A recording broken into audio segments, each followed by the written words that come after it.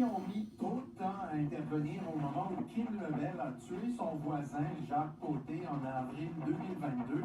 Le patrouilleur Maxime Ouellette a témoigné hier à l'enquête publique de la coroner Jeanne Cabel. Il a expliqué que sa collègue et lui étaient à 15 km de la scène lorsque l'appel d'urgence leur a été assigné et qu'ils ont mis 11 minutes à se rendre sur les lieux. Et pour la présidente de la Fraternité des policiers, Martine Fortier, il s'agit d'un délai inacceptable. Dans son témoignage hier, elle a dénoncé la réorganisation des effectifs policiers de 2020 qui a entraîné la diminution du nombre de patrouilleurs et la fermeture de postes de quartier. Elle admet qu'une réponse policière plus rapide n'aurait probablement pas sauvé Jacques Côté, mais Martine Fortier croit qu'on aurait pu éviter d'autres victimes collatérales. Il y a des gens qui ont vécu un traumatisme sérieux en étant témoins de cet événement-là. Puis ça, c'est des événements qui se sont reproduits par la suite. Pour nous, c'est pas normal que les citoyens qui demeurent en périphérie n'aient pas droit au même service, à la même sécurité que les gens qui demeurent au centre-ville. C'est inacceptable.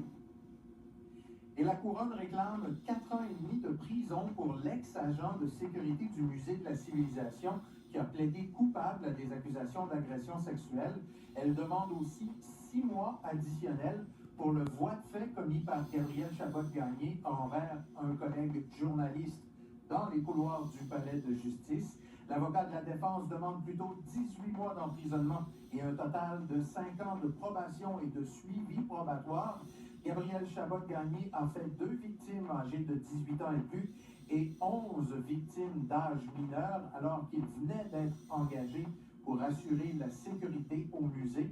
Le juge prononcera la peine en février prochain. Il y a eu Saint-Paul de Montmagny, un maire qui a été attaqué à coups de briques lancées dans son pare-brise. Il y a le maire de Saint-Michel de Bellechasse, Stéphane Garneau, qui a démissionné, c'était l'an dernier, à peu près 1 an, c'était en novembre. Il y a eu toute la question du conflit à Sainte-Pétronée, démission de France Bellé de Gatineau aussi, qui en avait trop sur les épaules, qui était épuisée à un moment donné. La mairesse de Sherbrooke aussi a annoncé qu'elle terminait son mandat, qu'elle ne se représentait plus, un peu pour les mêmes raisons. Oui, ça commence à faire plusieurs événements là, qui témoignent de la difficulté d'exercer un mandat dans un gouvernement municipal.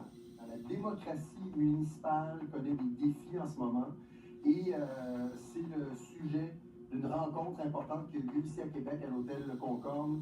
Ça commence aujourd'hui, sommet sur la démocratie municipale. Je vous en parle maintenant parce que tout à l'heure, 6h40, dans une vingtaine de minutes, Martin Danfous, qui est président de l'Union des municipalités du Québec et maire de Varennes, sera avec nous pour en parler. Parler de ces défis-là. Qu'est-ce qui a changé? Qu'est-ce qui fait que c'est plus lourd à porter, ce gouvernement de proximité pour les élus?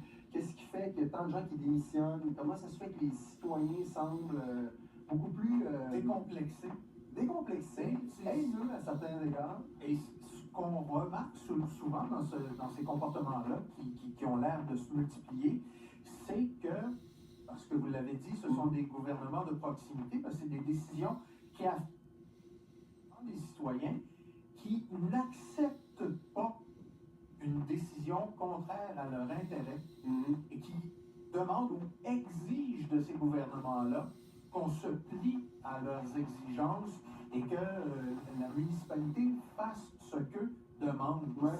C'est un peu... la façon d'exprimer aussi, en plus, il y a quelque chose qui s'est perdu dans l'espèce de civisme qu'il y avait dans les échanges à une certaine époque. C'est normal de critiquer, hein? C'est normal en démocratie de critiquer, d'avoir des idées, des opinions contraires, bon, de discuter parfois assez fermement, mais il y a une façon de le faire. Là, il y a des actes violents qui sont commis, puis il y a vraiment quelque chose de lourd à porter, de telle sorte qu'il y a plusieurs élus qui démissionnent. On vous en a déjà parlé ici à l'émission, et on trouvait que c'était un bon moment aujourd'hui de revenir sur cette question-là, compte tenu du sommet qui a lieu aujourd'hui ici dans la capitale nationale. Donc, dans une quinzaine de minutes, Martin Danfous de l'ULQ sera avec nous. Et le président de la Fédération des Québécoises et municipalités, ce sont les plus petites municipalités, a aussi admis qu'il y avait un ton à adopter de la part des élus. Il y avait une façon de faire les choses pour éviter ce genre de situation-là et que la manière d'interpeller les citoyens et de leur répondre devait aussi aller dans le sens de la bienséance. Oui, tout à fait. Bien dit, ça. Merci, Martin.